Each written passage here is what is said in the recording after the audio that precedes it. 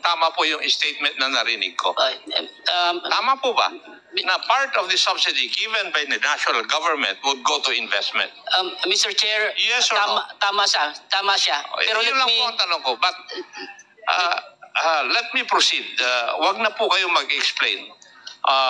Kasi kung tinitingnan ko po yung data doon sa budget of expenditure and sources of financing, yung appropriations and obligations ng PhilHealth Insurance Corporation, from 2017 to 2022, wala po kayong isinoli na pondo. Nagamit nyo po lahat.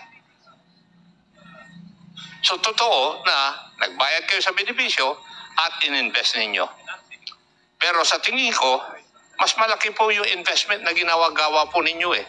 You remember sa budget hearing, Mr. Ledesma, sabi ko, what are you? Service provider o business? Di ba? Tinanong ko po kayo noon eh. Why? Because according to the records, your interest income for 2022 was 11 billion. And your other income is 698 million plus. In 2023, your interest income rose from 11.5 billion to 20.7 billion. So, ibig sabihin, lumaki yung investment amount ninyo. Di po ba? So, you're becoming a business enterprise, not a service enterprise. The statistics would show that. You could just imagine, from 2022, 11.5 ang interest income ninyo. In 2023, yung interest income nyo is 20.7 billion. And your other income rose also from 698 million to 815 million. So, yung earning ang nangyayari. Mr. Chair. Mr. Ledesma, you recognize that. Duly noted, Mr. Chair. Yes, that is correct. That is all correct, Mr. Chair. But I'd like to mention po, that's why I keep on reiterating po that our primary focus now is on benefit expansion. So, Mr. Chair, if we do that, we aggressively focus on benefit expansion, yung trend na po yan, mag-shift po yan, diba? Dahil umakyat yan, ngayon, magiging pababa na mo yan, especially now that we are very aggressive. But po, we will not deny, tama po lahat ng sinabi po ni Honorable Ako. Okay, having said that, may we know what? I was driving the point na napakalaki po yung pera ng kwani, ng PhilHealth. Because, Mr. Chair, point of order po. Kasi ang daming nakalista. So, ang daming mga Mr. Ledesma, gusto ko lang i-point out talaga na ang nakikita ko business na kayo eh. Yeah, from all the data that's in front of me. Kasi your investment in time deposits, local currency, amounts to 135 billion in 2023. While in 2022, it was 126.4 billion. So, it's sa isang taon, nag-invest kayo sa time deposit by 10 billion. So, now, we go to the other investment that you have. Mr. Chair, just a quick... Para malaman na ng tao. Yeah, Mr. Chair, just a quick... No, you let me finish first. Kasi you also have investment sa securities. Tama po. And I would like to read yung investment in government bonds in 2022, 270.7 billion. In 2023, 331.6 billion. You could just imagine that. Ang lalaki. Now, investment in corporate bonds from 1.1 billion to 4.4 billion. So, ang utak po ninyo ay investment. Hindi po service. The way I look at the data. Now, you also have earnings doon po sa right of use. Tama po. And I think it would amount to 1+ billion a year. So, ang dami-dami ninyong kwan eh. Dito sa data na nandito sa harapan ko. So, why is it like that? hindi po para sa tao ang nangyayari na yung the money of PhilHealth should be used to increase the package or to decrease the contribution. I don't see that in the data that's available to this representation. Can I comment, Mr. Chair? Yes.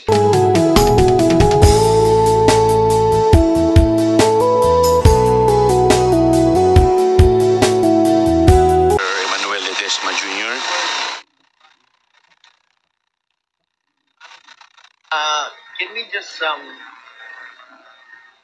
Can we just very quickly show a brief video? Very, very brief, no? This was requested from me just to clarify a few things. It will just take less than a minute, Mr. Chair, with your permission. The indulgence of a representative from the DOE. 20,980 pesos. Tama po ba? Yes, Your Honor. Yes, Mr. Chair. Mr. Chair, mari po bang maipaliwanag in simple terms, saan-saan po naka-invest itong tinatawag na investment in time deposits na umaabot ng actually nearly 100 billion pesos? Thank you, Mr. Chair. The funds are evenly distributed, almost evenly distributed sa Land Bank po at saka sa DBP po. Almost 50-50 po. Thank you, Mr. Chair. Mr. Chair, aside dun sa investment in time deposits, meron ding investment securities at amortized cost. Tama po ba? Yes po. And as of June 30, 2024, ito ay nasa 389 billion pesos, or actually almost 390 billion pesos. Is the figure correct? As of June 30? Correct po. Broken down. To be more specific, Mr. Chair, 351 billion sa treasury bonds and 28.3 billion sa treasury bills po, Mr. Chair. At merong natitirang 10 billion na investment din? Sa corporate bonds po, Mr. Chair. Yes po. Sige, Mr. Chair, sa-assign po natin yung investment in government bonds in layman's terms. Ano po yung ibig sabihin nun? Sige po. With your permission, Mr. Chair, para mas mabilis, I'll pass you on to my finance guy ng PhilHealth, no? Finance Vice President sa PhilHealth. Thank you very much, Mr. Chair. Yes, the chair would like to recognize Mr. Renato Limsiaco. Maraming salamat, Mr. Chair. For the corporate bonds of the corporation, as of June, we have 10.1 as mentioned. The breakdown of this one, Mr. Chair, are as follows. We have from the SM Prime Holdings, and we have Robinson's Land, and we have Development Bank of the Philippines, meaning to classification po ang pinapasukan ng corporate bonds natin. One properties and the other one ay ang banking, Mr. Chair. Over. So, Mr. Chair, ibig sabihin merong out of the almost 390 billion pesos, di nakahati ito sa treasury bills, government bonds, tsaka corporate bonds. In layman's terms, di ba pag sinabi po nating bonds, ibig sabihin nag-invest, for po siya ng pagpapautang. Tama po ba? Para mag-earn ng interest. Is that correct? Mr. Chair, when we talk about investment, Mr. Chair, this is the money that we invest to the particular corporation, Mr. Chair, particularly for the corporate bonds. The law provides, UHC law provides that not to exceed 10% of our investable fund will be put in a corporate bonds, Mr. Chair. But this 10.1, Mr. Chair, is barely 2% of the total investable fund, Mr. Chair. So, yung point natin, Mr. Chair, ibig sabihin yung PhilHealth, nag-invest siya, merong treasury bills. So, ibig sabihin, under din ito sa Bureau of Treasury. Tama po ba? Tapos, meron ding, again, government bonds. Tapos, under the corporate bonds, ibig sabihin yung PhilHealth, nag-invest siya sa SM Prime Holdings. May investment din siya sa Robinson's Land Corporation, tsaka sa Development Bank of the Philippines. Is that Mr. Chair, Mr. Chair, if I can just add. Mr. Ledesma. Yes. Thank you, Mr. Chair. I just wanted to add, honorable sir, that all of the investments of PhilHealth it's very clear in the law that we are only allowed to invest in AAA corporate bonds, AAA bonds or better. So, I just wanted to assure this honorable body na lahat po ng linalagyan po namin ng pera are all AAA or better po. So, yung mga hindi masyadong kilalang kumpanya or hindi masyadong maganda yung rating po, hindi namin pwedeng pasukan po. So, the funds that we are investing are very safe po. Kasi lahat po yan AAA. Maraming salamat, Mr. Chair. Yeah, that's noted, Mr. Chair. Nonetheless, for the purposes of awareness sa ating mga kababayan, mahalagang alam nila saan talaga ini-invest na yung perang nandyan at ang nagmamanage ay ang PhilHealth. Next, Mr. Chair, kung doon naman sa liabilities, kasi ito ang pinag-uusapan natin kanina ay assets at doon natin nakumpirma na sa ganong mga iba't ibang investments nakalagak ang reserve fund ng PhilHealth. In terms of liabilities, kasi ito rin ay nasisilip na ating mga kababayan at it seems to appear sa latest na mga statements of financial position ng PhilHealth na napakalaki ng liabilities. At ang nagpapalaki po dito, tama po ba merong nakalagay na provision for insurance contract liabilities? At mari po bang maipaliwanag, paano po na-compute itong insurance contract liabilities? Napakalaki ng liability. Mr. Chair, can Yes, we Mr. acknowledge Ledesma. our actuary, SVP for Finance, Ma'am Neri? Insurance contract liabilities. Miss Nerissa Santiago, you're recognized. Thank you, Mr. Chair, and thank you, Your Honors.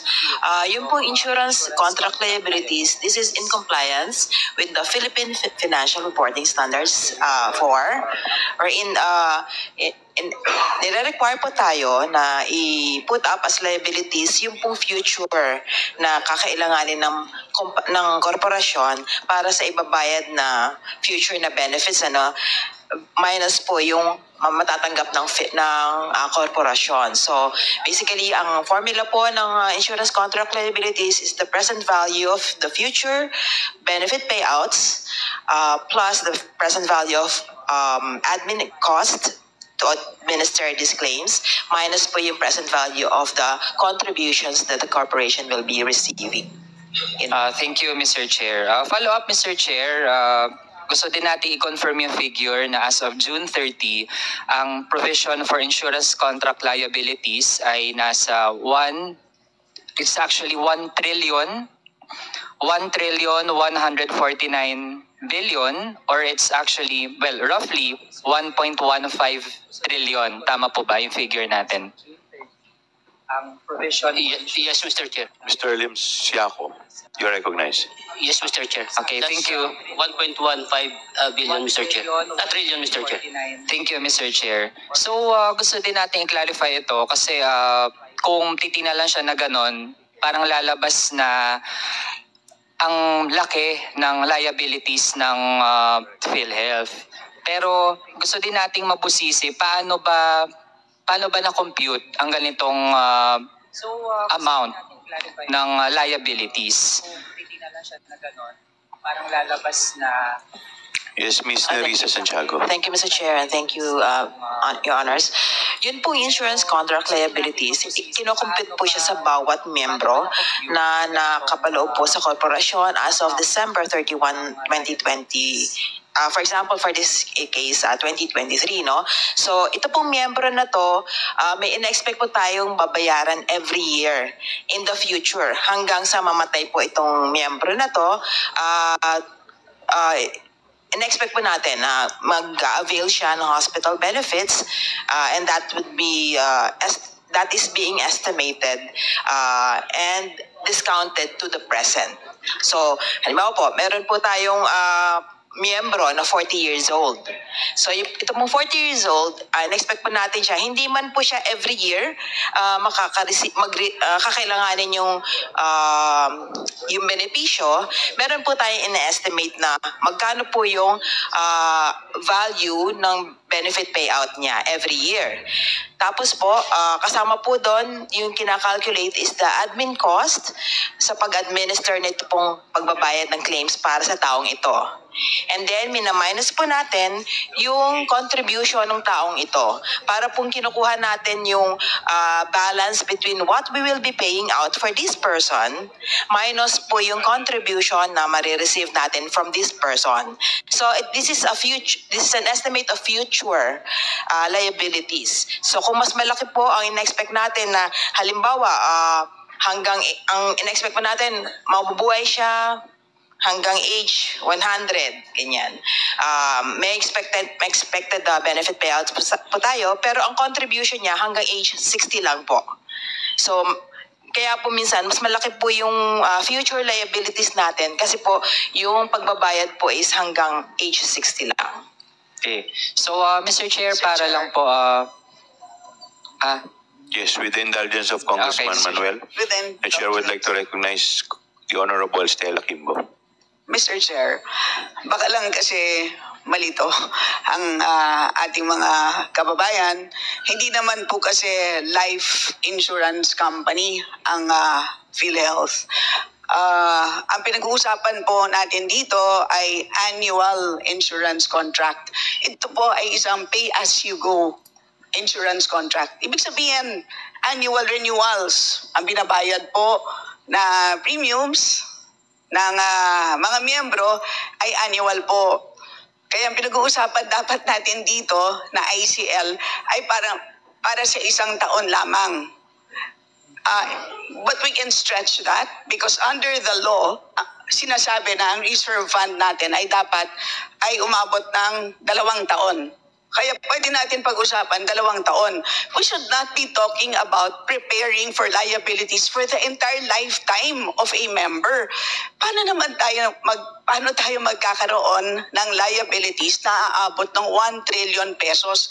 Mas malaki pa yan sa kabuoang healthcare spending ng buong bansa. It does not make sense, Mr. Chair. Kaya yun po ang nakakapagtaka, Mr. Chair. Kaya sorry po, Yes. kung Raul, kasi baka po malito na ang buong bansa doon po sa pagpapaliwanag ni Madam actually, Mr. Chair. Yes, Mr. Chair, actually Yes, would like please to... continue, Congressman Raul Manuel. Yes, I'd like to thank the interjection kasi Mr. Chair, kung titingnan lang yung itong June 30, 2024 na financial statement which is available online at sa mga kababayan din naman natin na mas gustong aralin itong issue ay nagkukausin po talaga ng confusion na ang dating tuloy ay para bang nalulugmok yung PhilHealth kasi ganito kalaki yung kanyang liabilities when in fact ganun nga po pala talaga yung supposedly, no, as mentioned by Rep. Kimbo, ganun dapat yung appreciation sana, no? In fact, Mr. Chair, yung basis ng PhilHealth to compute yung insurance contract liabilities na point out po ng COA itself na hindi po ma-ascertain yung faithful representation ng provision for ICL na umaabot ng 1.15 trillion for yun yung na-mention po natin because of several factors. Kaya dahil dyan, Mr. Chair, hopefully ay mas maging malinaw din po sa ating mga kababayan na ganito talaga yung financial standing ngayon ng PhilHealth na meron po siyang sobrang napakalaking assets in fact at marami doon ay nakalagay sa iba't ibang mga investments. Kaya yung gusto nating i-prove, Mr. Chair, bakit tayo umabot sa ganitong punto, di ba? Na also cited by COA, Mr. Chair, yung pag-manage din mismo ng reserve fund ng PhilHealth na yung investment ng funds actually ay hindi na-consider yung estimated na 2-year projected program expenditures ng PhilHealth. Ibig sabihin, mas nauna na pinrioritize paano ba pagkakitaan yung reserve fund na meron siya kaysa tiyakin yung benefits para dun sa mga kababayan natin. Na parang baligtad, Mr. Chair, di ba?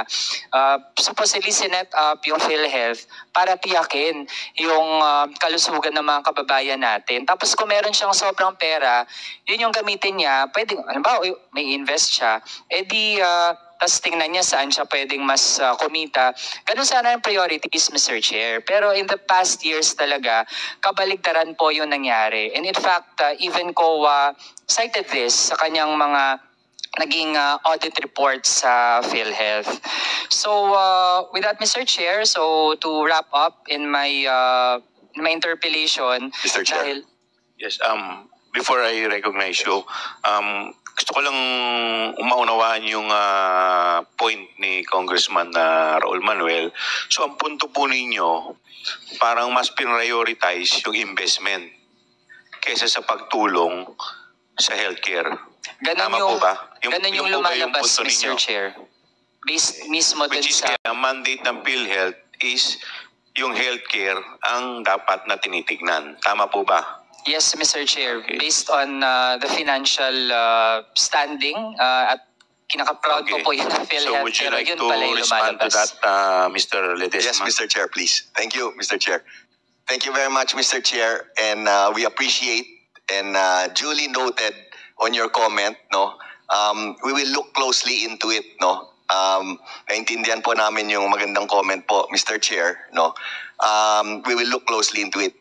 In line with that, I just want to highlight, Mr. Chair. No, so the COA opinion, yung COA opinion po ng PhilHealth na lumabas noong 2023. Alam nyo po, it's the first time.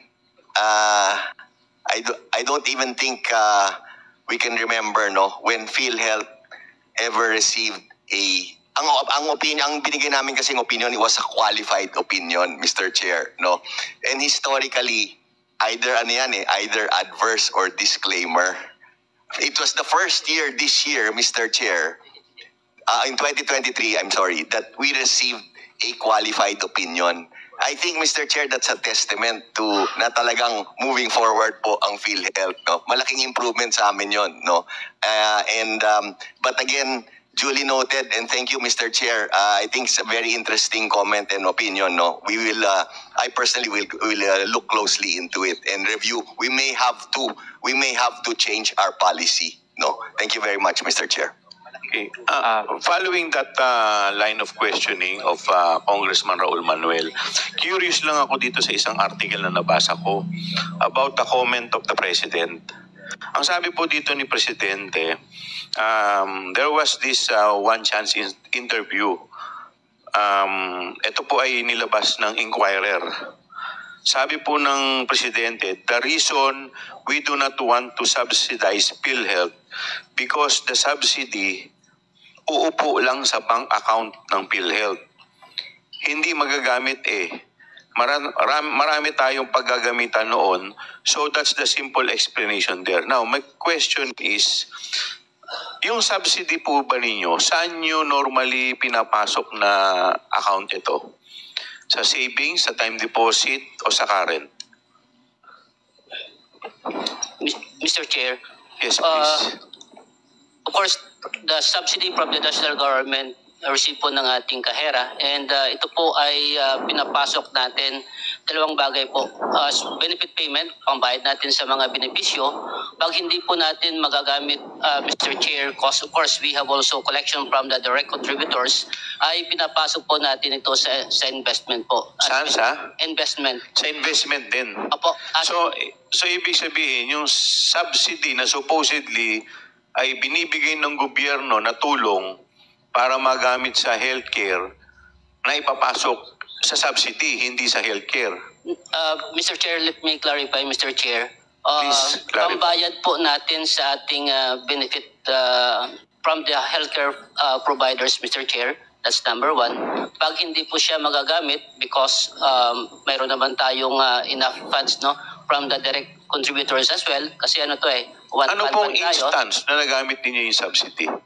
Mr. May Chair, mga instance po ba? Kasi kayo na po nagsasabi na ang dami nating pondo So sobra-sobra yung pondo natin. In fact, may reserve pa tayo.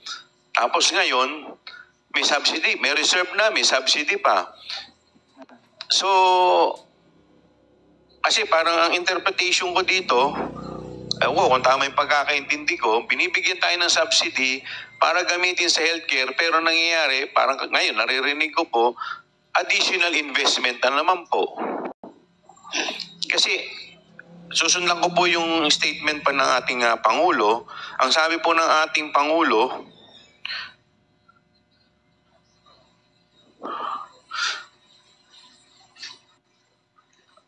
the current problem with PhilHealth is not its budget, nor its coverage, but its system that has been clogged due to its limited processing capacity. So baka mamaya, masyado tayo nakapokus doon sa investment aspect. Medyo hindi na natin, yung serbisyo natin dito sa healthcare, medyo hindi na natin naasikaso. Ito naman talaga ang primary, ito concern lang po ako because ako po meron po akong ka-tie up na dialysis sa district ko. So nung narinig ko po to, kinabahan ako, baka mamaya tamaan yung mga tinutulungan natin mga pasyente, mga dialysis patient natin. But ngayon, naririnig ko po, parang puro investment yung naririnig ko, parang mali yata yung napasok. Yes, please. Mr. Chair, actually, thank you very much for that comment. Maganda po yung comment nyo. I'll try to answer your question best possible, no? And then I think Sir Net will also want to add, no? Alam nyo, Mr. Chair, ang pwede rin kasi nangyari doon, masyadong malakas yung collection ng premium contributions. In other words, overflowing or na-overstate yung collection ng premium contributions. Secondly, baka pwede rin ang plano namin gawin after the very good comments, Mr. Chair, of Kong Manuel, no? We are going to change our policy and focus more on benefit expansion, which we are currently doing, no? So, ang gagawin namin, well, number one, baka masyadong malakas nga yung overflowing yung premium contributions, diba? And then secondly, we will really focus, or we will continue to what we've been doing in the last 2 years on benefit expansion po, no? Yes, kasi alam mo, Mr. Ledesma, kami po kasi may sarili kami mga constituents. At number one po talaga sa problema ng constituents namin is healthcare. Yan talaga number one. Ang laking bagay po sa amin yung mga ini-endorse po namin sa DOH, yung mga guarantee letter. Ang laking bagay po niyan. With this PhilHealth, lalong dadagdag po sana yung tulong. Kaya sana, kasi for example, ma-confine ka sa heart center, ang bill mo, 1 million. Sana makukuha ng 1 million yung mga constituents namin.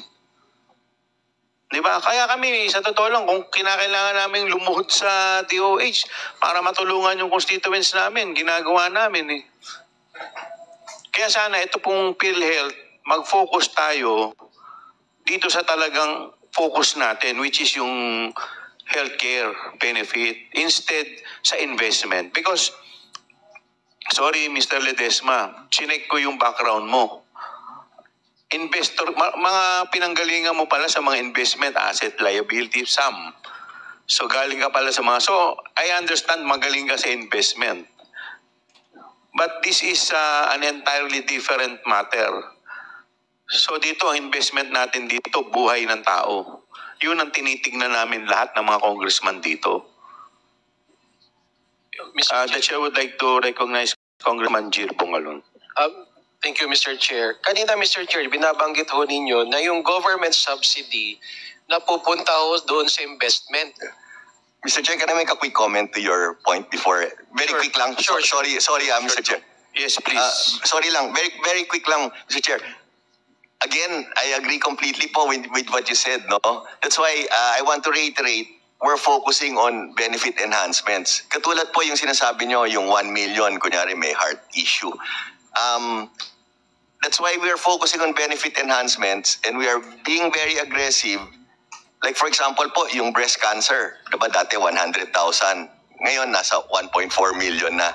So ang ginagawa namin po, talagang nag-all out kami doon. So at least yung out of pocket, diba? Yung out of pocket ng mga taong bayan, or kasi we understand and we hear you loud and clear po, talagang walang pera yung mga, lalo na yung mga indigents, diba? So that's where we're really focused on, no? And talagang hindi kami po titigil doon. Just wanted to highlight that po. Thank you very much po. Again, thank you, Congressman Mr. Gil. Chair. This is just a clarification, Mr. Chair, because you have mentioned a while ago na yung government subsidy na pupunta lamang sa investment. Clarification lang sapagkat sa 2023 GAA, ang budget ng PhilHealth ay 100 billion.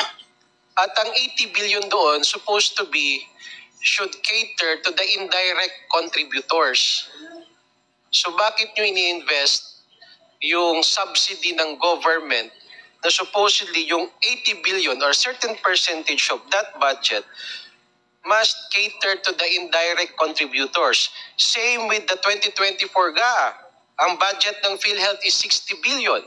40 billion doon ay para sa indirect contributions.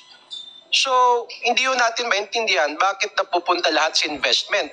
Which is supposed to be, you are here to expand the healthcare benefits of the member contributors.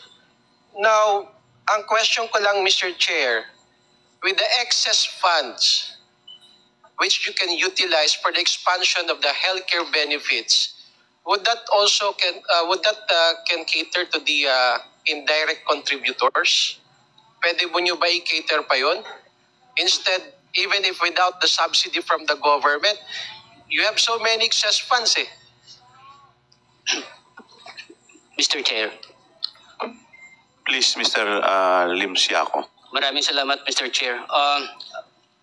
Mr. Chair, for the year 2024 na lang, Mr. Chair. 2024, this is already benefit payment. When you say benefit payment, lumabas na pera from PhilHealth, Mr. Chair. September financial report. Our benefit payment is 117.6 billion. And Mr. Chair, for the direct broken down into two, ibig sabihin saan nanggagaling yung binayad natin ng mga sectors sa membership. 55.2 billion ay from the direct. In other words, these are the paying members, Mr. Chair. And indirect, meaning these are the members, indigent, senior citizens, which are to be funded by the national government. Our benefit payout or benefit payment, Mr. Chair, is amounting to 62.4 billion pesos. Meaning, Mr. Chair, as I mentioned kanina, pumapasok yung pera sa atin, isang one-fund concept siya, Mr. Chair. And ito naman, ang utilization ng pondong ito. Sinasabi ko, as benefit payment, ito na po, lumalabas na yung pondo ngayon. As in, lumalabas na po siya. Even year 2023, lumabas po yung pondo. And for year 2023, Mr. Chair, for the indirect, total lumabas na pera ay 58.3 billion pesos, Mr. Chair. 58.3 billion. In other words, Mr. Chair, as I mentioned kanina, pumapasok siya sa kaban ng PhilHealth and binabayad natin sa benefit payout. Pag hindi natin magagamit dahil sa mayroon tayong exist na pondo from the direct and indirect, pinapasok na natin sa investment. Meaning, whatever amount na hindi natin magagasta, Mr. Chair, ay pinapasok natin sa investment to earn something interest, Mr. Chair, para hindi masayang yung pondo na ito. But, Mr. Chair, for the information of everyone and our constituents, Mr. Chair, year 2024, benefit payout amounting to, as of December 6 na ito, Mr. Chair, from cash position report, 155.5 billion already na ilabas ng PhilHealth. Compared to last year na whole year, 118 billion pesos only. So in other words, Mr. Lim Siaco, wala po kaming pakialam kahit ubusin nyo yung pondo ng PhilHealth. Basta as long as ito magamit ninyo sa health benefit ng mga kababayan natin. Because let me walk you through Republic Act 10606. amending Republic Act 7875, Section 27, Reserve Fund. Sabi po dito, the corporation shall set aside a portion of its accumulated revenues not needed to meet the cost of the current year's expenditure as reserve fund, provided that the total amount of reserve shall not exceed a ceiling equivalent to the amount actuarially estimated for 2 years projected program. Now, whenever actual reserves exceed the required ceiling at the end of the corporation fiscal year, the excess of the corporation's reserve fund shall be used to increase the program benefit, augment the health facilities enhancement program of the DOH. The remaining portion of the reserve fund that are not needed to meet the current expenditures obligation or used for the above-mentioned program shall be placed in investment. So, ibig sabihin, pag nagawa muna natin itong tatlong to, saka lang tayo pupunta dun sa investment. Now, question, nag-decrease po ba yung mga membership contribution?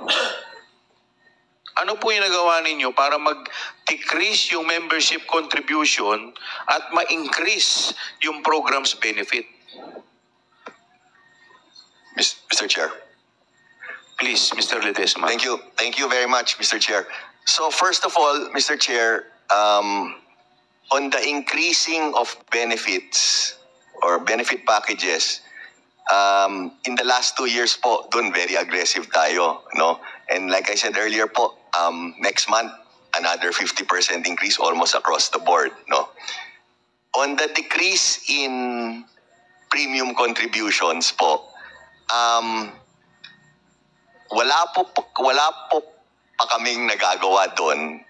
But number one, we are very supportive. I think there was a bill passed, I think it's on third reading now sa Senate, no, that will bring down the premium contributions from 5% to 3.25%. We are fully supporting that po, no. So to answer your question po, we haven't done anything yet to bring down the premium contributions kasi that's by law, but we are supporting the reduction of the premium contributions, and at the same time we are aggressively expanding po the benefit maybe pack. you should change your focus. Instead of your focus in investment, dapat dito po tayo. Yes. Ha? Yes, definitely po. Noted po. Yes Thank po. you. Sir Chair.